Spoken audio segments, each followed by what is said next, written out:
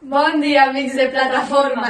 Ens presentem, som la Coral i la Sílvia i avui us ajudarem a saber quin registre lingüístic fer servir en cada situació. És a dir, saber que no parla de la mateixa forma amb els teus amics parlant del cap de setmana que no pas suplicant-li al professor que t'aprovin un 4,4 i poder passar de curs. Per saber parlar d'una forma correcta hauríem de seguir 4 passos.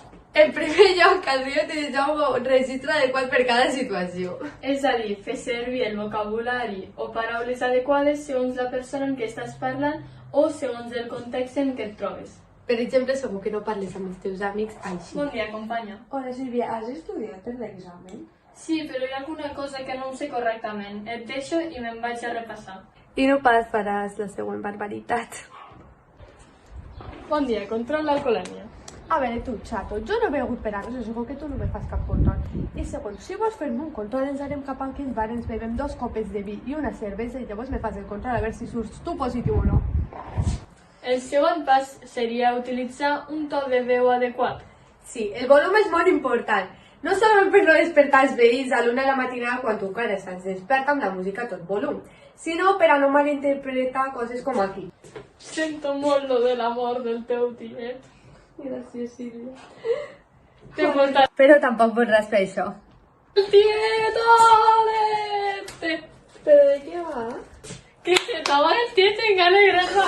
Ole! Pas 3. Tenir en compte el destinatari. Quan vas a parlar davant d'un públic nombrós, sobretot, has de fer alguna per cridar l'atenció del receptor. Com per exemple els nostres professors, que gairebé s'han de posar a fer malabars davant de 30 alumnes per a que els escoltem i els mirem. Si seguim l'exemple del professorat, podríem imaginar una classe de geografia quan el professor diu això. Segur que esteu molt interessats en saber tots els països de l'Àfrica i les seves capitals. Molt interessant.